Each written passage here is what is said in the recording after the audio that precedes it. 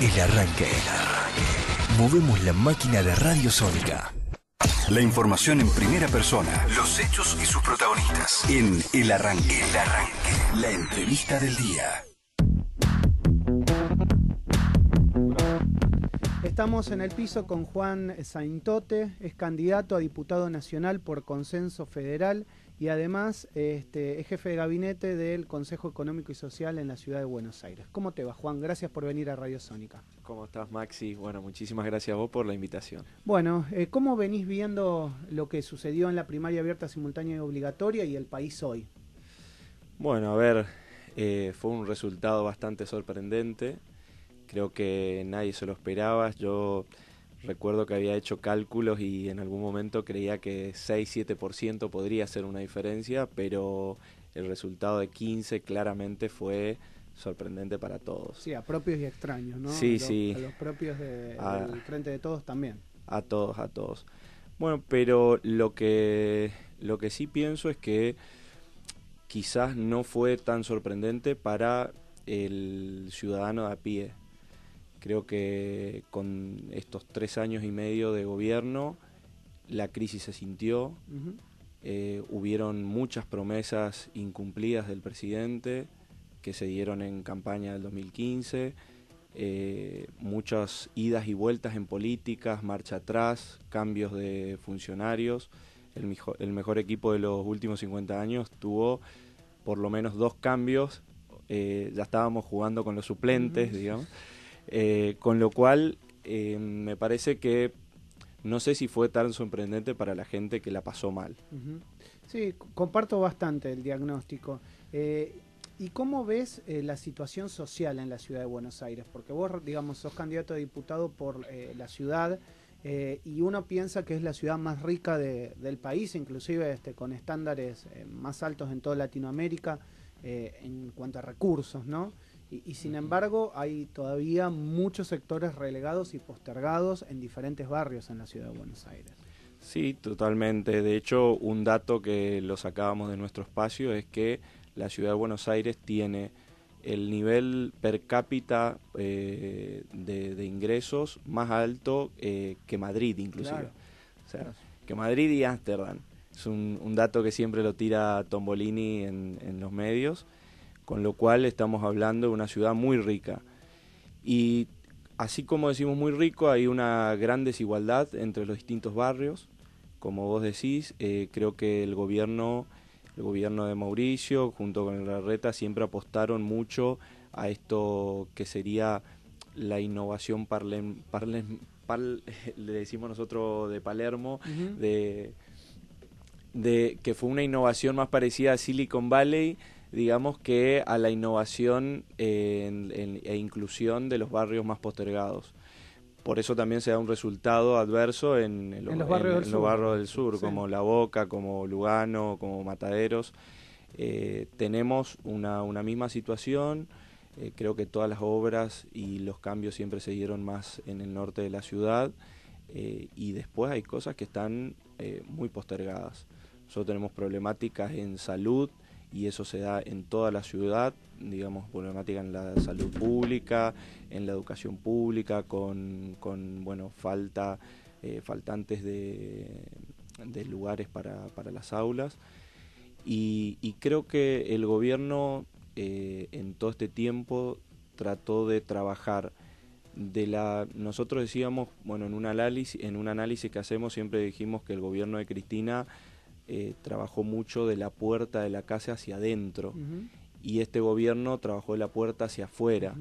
El problema es que cuando trabajaba de la puerta hacia afuera, haciendo obras y solamente asfalto, después para eso tenés que tener ingresos para poder vivir también y para pagar las cuentas, porque si no es como que te inviten a pasear por Disneylandia y no te dejen subir a los juegos, claro, digamos. Todo bueno, muy lindo, pero... Claro, y esa es la factura que le pasaron en todo el país. Juan, esto que estás contando, ¿puede pegarle al gobierno de Larreta en cuanto a lo eleccionario? Digo, porque sacó un número que es bueno, pero que no llega, digamos, de alguna manera a cubrir ese 50, más de 50 que necesitan la ciudad de Buenos Aires. ¿Cómo lo ves vos en relación a también la degradación a nivel nacional que puede generar los resultados que tenemos y estas semanas que estamos viviendo, y si eso puede llegar a tener un impacto en la ciudad? Sí, yo claramente creo que va a tener un impacto en la ciudad. De hecho, te cuento un dato que se habló mucho el día de la elección. Vos sabés que en las urnas, cuando ibas a votar en el cuarto oscuro, la boleta de Juntos por el Cambio no estaba totalmente estirada. Pero esto era una indicación de Juntos por el Cambio, estaba doblada con la cara de adelante de Larreta y seguían, bueno, legisladores y comuneros. Esto es, escondían al presidente, escondían a Mauricio Macri. Tuvimos muchísimas quejas donde teníamos que pedir, por favor, que estiren la boleta completa porque ellos sabían que Mauricio Macri les tira para abajo. Y creo que esto se va a profundizar en la elección que viene. Yo sinceramente no coincido ni comparto este análisis que hacen de que podrían recuperar algunos votos y sumas y cálculos que más la gente que vota. Creo que sinceramente se va a profundizar y van a tener una brecha más alta en los resultados, en la nacional y en la ciudad. ¿Y eso podría beneficiar a consenso? Porque digamos, aquel que no quiso votar por Alberto Fernández, está claro que tal vez a lo mejor votó a Macri, pero otra opción ahora es consenso federal como una tercera vía, ¿no? Totalmente, totalmente. Nosotros creemos que, de hecho, en la PASO se hizo una polarización anticipada. Hubo esta gran polarización que tuvo, hizo que muchos votantes de Larreta que no querían votar a Macri, decepcionados con Macri, hayan votado finalmente a Macri por miedo a la vuelta del kirchnerismo.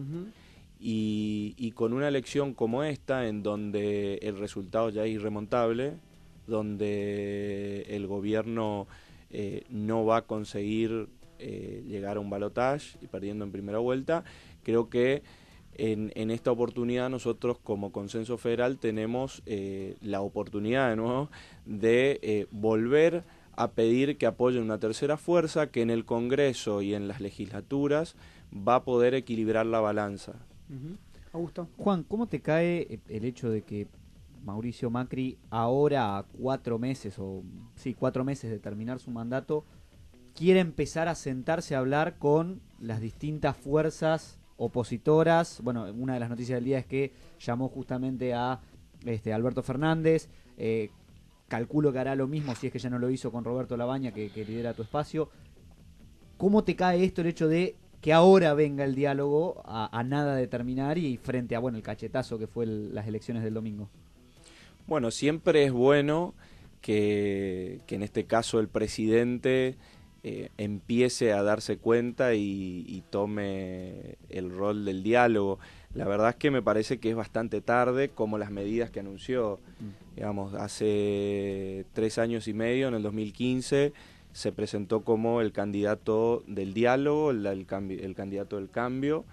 En ese momento, con la tercera fuerza que lideraba Sergio Massa por el 2015, creo que se hizo todo para entrar en ese camino de diálogo.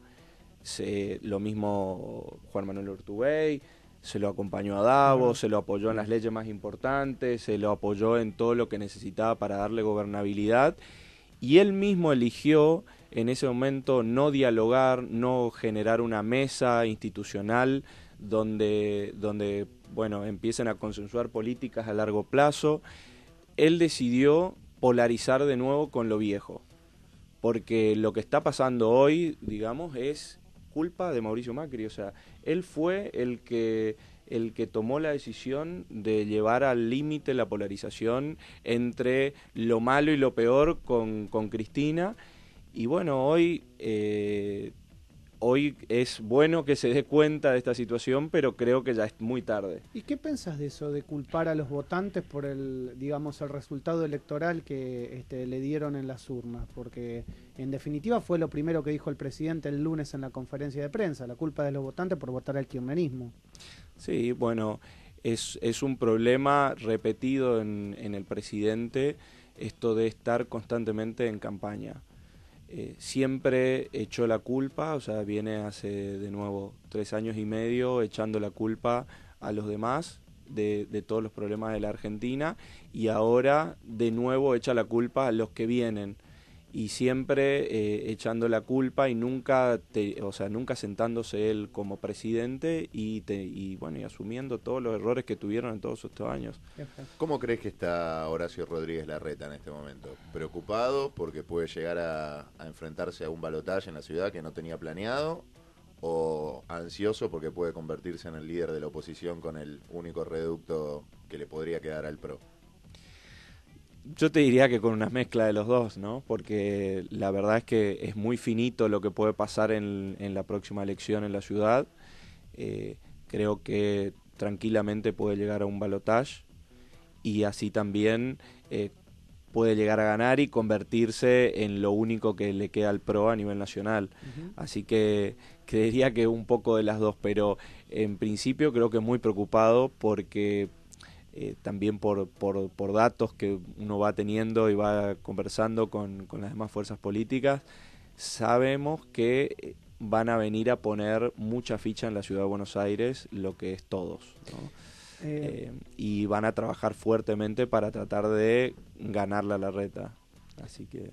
Juan, sos un líder joven, ¿por qué decidiste meterte en política? Y si ves que hay una diferencia entre los líderes históricos de los partidos políticos y la juventud, tal vez con más diálogo, con más consenso entre los diferentes partidos, ¿cómo ves, digamos, esa transición justamente de los líderes históricos a los jóvenes? Bueno, yo particularmente siempre trabajé mucho lo que es la solidaridad, y me di cuenta que desde una fundación o institución uno puede ayudar un montón, pero no siempre no deja de ser una pequeña ayuda y un aporte que uno hace. Que realmente la manera de transformar es estar metido en política. La política está en todo lo que hacemos, y creo que la única forma de transformar la realidad es involucrarse y tratar de gobernar para bien, desde el lugar que le toque a cada uno. Desde ahí, la otra pregunta era...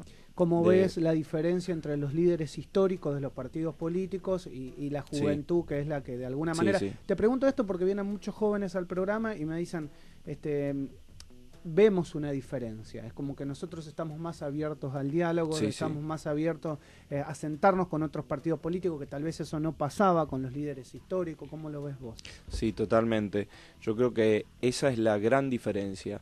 Sé que una frase bastante trillada decir que somos hijos de la democracia, pero creo que la gran diferencia que tenemos es que hoy nos podemos sentar en una misma mesa todos los políticos de una misma generación, a conversar, a tomar un mate, a tomar una cerveza, y podemos disentir en un montón de cosas, pero con muchísimo respeto y diálogo. Y lo bueno que tiene eso es que creo que para el día de mañana nos va a resultar muy fácil poder tener situaciones de consenso, de pensar la Argentina que queremos, de poder sentarnos a decir, bueno, cuáles son los 10 puntos importantes que tenemos que mantener como políticas de Estado, y qué es lo que le cuesta a la generación de la política vieja. O sea, estamos viendo cómo... un presidente le llama, pero no le llama, pero el otro le manda un mensaje de texto y no le respondí porque estaba dando clases, y, o sea, vemos cómo le cuesta a la vieja política sentarse a dialogar, a consensuar cosas que son fundamentales para todos los argentinos, y creo que esa es la gran diferencia que nosotros vamos a tener, y es lo que nosotros le pedimos a la política inclusive. Siéntense a conversar y pongamos bases, consensuemos bases políticas que se mantengan durante años 10, más 15, allá de 20, los gobiernos. 30 años. O sea, es la deuda que tenemos con la política. Juan, a ver, al escucharte uno se da cuenta que evidentemente no sos porteño, no naciste acá. ¿De dónde sos? Correntino. Correntino, ¿no? Soy de Corrientes, nacido Bien. en Corrientes. Te quiero preguntar, porque muchas veces hablamos acá en el programa el hecho de que este gobierno se ha olvidado, ha hecho muchas obras y ellos se jactan de las obras que han hecho, pero siempre son acá en Belgrano, en Recoleta, en la capital, alguna por ahí en el conurbano, y el del interior se han olvidado. ¿Cómo está Corrientes hoy? Que si bien vos seguramente vivís acá, pero sos de ir seguido, ¿qué es lo que te dice la gente y qué es lo que ves cuando vas a tu Corrientes natal? Bueno, Corrientes particularmente es una de las provincias, te dirías, más relegadas, en donde teníamos al encargado de lo que era el Plan Belgrano, que finalmente terminó desfinanciado y sin hacer ninguna obra. Es una de las provincias que no tiene electrificación rural, no tiene energía, siendo que tenemos Yacyretá. Digo, el interior, yo siempre digo lo mismo, que no es igual gobernar la ciudad de Buenos Aires con 2,5 millones de habitantes que gobernar un país de 44 millones y 17.000 veces más grande que la ciudad de Buenos Aires. Decíamos recién, en la ciudad más rica, acá tenés posibilidades de equivocarte, de hacer metrobús, de hacer bicisendas. En el interior del país tenés que hacer agua potable, tenés que hacer cloacas, tenés que trabajar en los servicios básicos. Y me parece que el gobierno, no por algo el cachetazo también fue muy fuerte en el interior del país. Se olvidó mucho del interior. Si vos mirás inclusive lo que eran las publicidades de campaña, te vendían el Paseo del Bajo. Sí. Y hay mucha gente del interior que no conoce Buenos Aires, no sabe qué es el Paseo del Bajo. O sea, yo tengo muchos amigos en Corrientes que no vienen nunca a Buenos Aires, entonces no tienen idea de dónde queda el Paseo del Bajo. Y era una de las principales publicidades de campaña, digo, o sea, para que tengamos una idea de lo que venden. Aquí dentro de la ciudad de Buenos Aires también hay contrastes entre el sur y el norte de la ciudad de Buenos Aires, y es más, hubo alguna comuna, la comuna de Parque Patricios, La Boca, en donde Larreta no le fue bien y perdió en esa comuna. ¿Cuáles son los problemas que ustedes identifican que hay que atacar rápidamente en los lugares más pobres de la ciudad de Buenos Aires? Bueno, primero nosotros, como una de las medidas de campaña más importantes que proponemos en la ciudad, con Tombolini, es bajar los impuestos. Nosotros lo que decimos es, tenemos una presión impositiva muy fuerte. Creo que la política se puede ajustar, y más en la ciudad con mayores ingresos per cápita, como decíamos. Entonces, queremos que la gente tenga más posibilidad de decidir en qué quiere gastar su dinero y no que nosotros le saquemos el dinero del bolsillo. Entonces íbamos a trabajar, tenemos un plan que lo explica muy bien Matías, en cuál es la baja de impuestos que se va a hacer si él fuera jefe de gobierno. Y después lo que creemos es esto que yo decía antes, de la innovación con inclusión.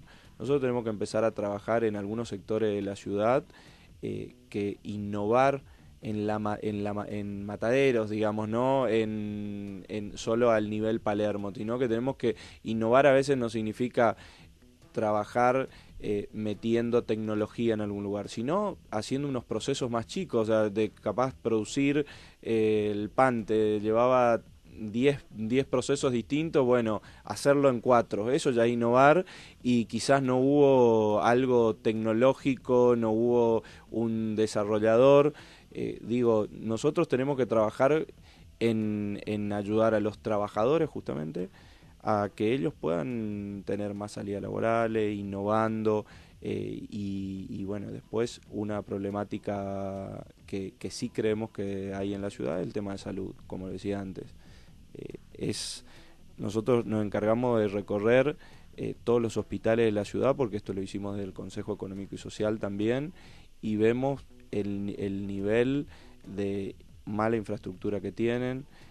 Nosotros entrábamos a algunos lugares donde, por ejemplo, no podían utilizar 10 camillas al mismo tiempo porque reventaba toda la infraestructura eléctrica, digamos. ¿Estás de acuerdo con la lectura que dicen que Larreta puso todo su esfuerzo en renovar y en visibilizar las obras en los lugares de goce de la ciudad, en los lugares de recreación, porque son los que se pueden disfrutar más fácil, y que no lo hizo con escuelas, con hospitales, porque ya en el sentido común está instalado que eso funciona mal, entonces lo arregle o no lo arregle, el sentido común iba a estar por ese lugar y no iba a cambiar.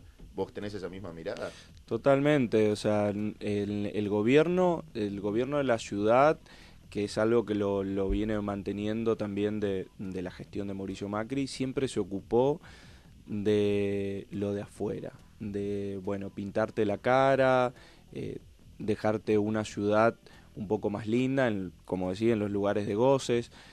Las políticas culturales siempre son grandes eventos, ahora todos aquellos teatros chicos, centros culturales, claro, la cantidad de lugares que se cerraron con esta gestión y que no tienen subsidios, que le han quitado todo, porque no son los que generan los grandes eventos multitudinarios que la gente ve. Bueno, el gobierno siempre se caracterizó por menospreciar lo pequeño, siempre fue lo grande.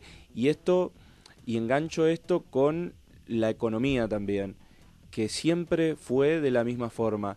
El gobierno menospreció en todos estos años al 85% de las pymes de la Argentina, que son las que generan el movimiento económico, el movimiento laboral, y siempre se ubicó en trabajar con las grandes. Siempre el tema de menospreciar a los más pequeños en todo. Es una caracterización de este gobierno. Para ir finalizando, ¿Tombolini sería un buen jefe de gobierno? Yo creo que sería un gran jefe de gobierno, porque Tombolini es una persona del sentido común, que él no está hablándote, ustedes lo habrán escuchado, siempre está pensando en cómo solucionar el problema cotidiano.